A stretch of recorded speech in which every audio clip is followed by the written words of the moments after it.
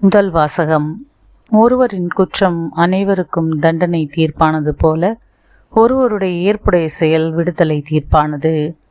திருத்தூதர் பவுல் ரோமையருக்கு எழுதிய திருமுகத்திலிருந்து வாசகம். அதிகாரம் 5, இறை திருவசனங்கள் 12, 15, 17 முதல் 19 மற்றும் 20 முதல் 21 முடிய. சகோதர சகோதரிகளே, ஒரே ஒரு மனிதன் வழியாய் பாவம் இந்த உலகத்தில் நுழைந்தது. அந்த பாவத்தின் வழியாய் சாவு வந்தது. அதுபோலவே எல்லா மனிதரும் பாவம் செய்ததால் எல்லா மனிதரையும் சாவு கவி கொண்டது. எவ்வாறெனில், ஒருவர் செய்த குற்றத்தால் பலரும் இறந்தனர். ஆனால் கடவுளின் அருளும் இயேசு கிறிஸ்து என்னும் ஒரே மனிதரின் வழியாய் வரும் அருள் கொடையும் பலருக்கும் மிகுதியாய் கிடைத்தது. மேலும் ஒருவர் குற்றத்தாலே அந்த ஒருவர் வழியாக சாவு ஆட்சி செலுத்தினதென்றால், அருள் பெருக்கையும் கடவுளுக்கு ஏற்புடையவராகும் கொடையையும் இயேசு கிறிஸ்து என்னும் ஒருவர் வழியாக அடைந்து கொண்டவர்கள் வாழ்வு பெற்று ஆட்சி செலுத்துவார்கள் என இன்னும் மிக உறுதியாய் நம்பலாம் அன்றோ. ஆகவே ஒருவரின் குற்றம் எல்லா மனிதருக்கும் தண்டனை தீர்ப்பாய் அமைந்தது போல, ஒரே ஒருவரின் ஏற்புடைய செயல் எல்லா மனிதருக்கும் வாழ்வளிக்கும் விடுதலை தீர்ப்பாய் அமைந்தது. ஒரு மனிதரின் கீழ்ப்படியாமையால் பலர் பாவிகளானது போல, ஒருவரின் கீழ்ப்படிதலால் பலர் கடவுளுக்கு ஏற்புடையவர்கள் ஆவார்கள். ஆனால் பாவம் பெருகிய இடத்தில் அருள் பொங்கி வழிந்தது. இவ்வாறு சாவின் வழியாய் பாவம் ஆட்சி செலுத்தியது போல், நம் ஆண்டவர் இயேசு கிறிஸ்துவின் வழியாய் அருள் ஆட்சி செய்கிறது. அந்த அருள்தான் மனிதர்களை கடவுளுக்கு ஏற்புடையவர்களாக்கி நிலை வாழ்வு பெற வழிவகுக்கிறது. ஆண்டவரின் அருள் வாக்கு. இறைவனுக்கு நன்றி. பதிலுரை பாடல். திருப்பாடல் 40. பல்லவி. என் கடவுளே, உமது திருவுளம் நிறைவேற்ற இதோ வருகின்றேன். என் கடவுளே, உமது திருவுளம் நிறைவேற்ற இதோ வருகின்றேன். பலியையும் காணிக்கையையும் நீர் விரும்பவில்லை, எரிபலியையும் பாவம் போக்கும் பலியையும் நீர் கேட்கவில்லை.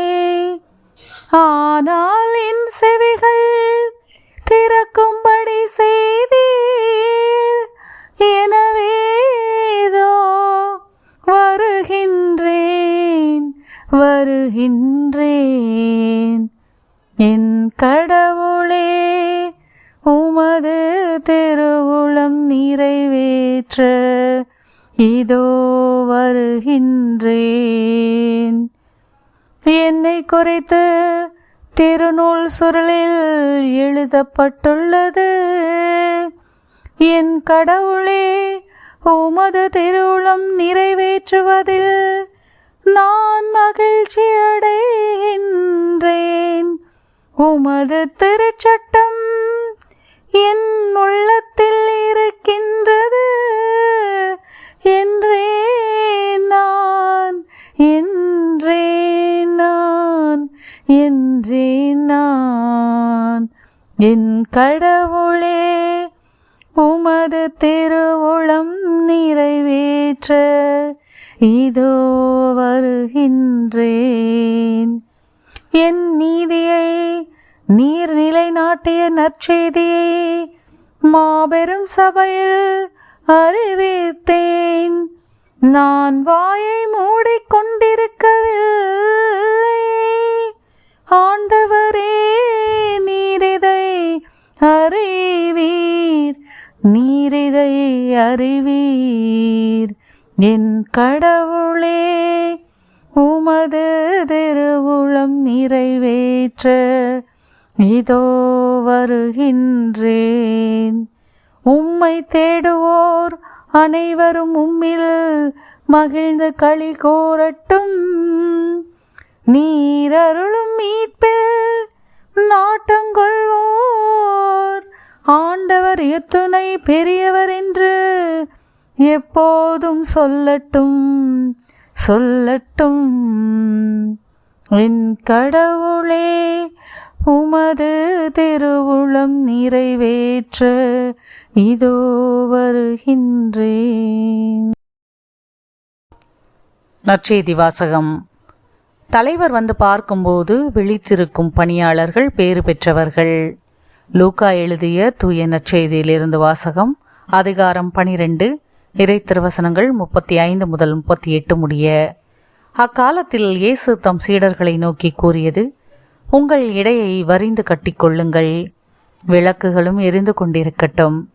திருமண விருந்துக்கு போயிருந்த தம் தலைவர் திரும்பி வந்து தட்டும்போது உடனே அவருக்கு கதவை திறக்க காத்திருக்கும் பணியாளருக்கு ஒப்பாயிருங்கள். தலைவர் வந்து பார்க்கும்போது விழித்திருக்கும் பணியாளர்கள் பேறு பெற்றவர்கள்.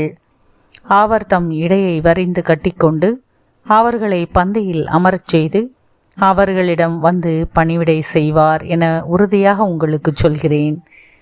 தலைவர் இரவின் 2ஆம் காவல் வேளையில் வந்தாலும் 3ஆம் காவல் வேளையில் வந்தாலும் அவர்கள் விழிப்பாயிருப்பதை காண்பாரானால் அவர்கள் பேறு பெற்றவர்கள்.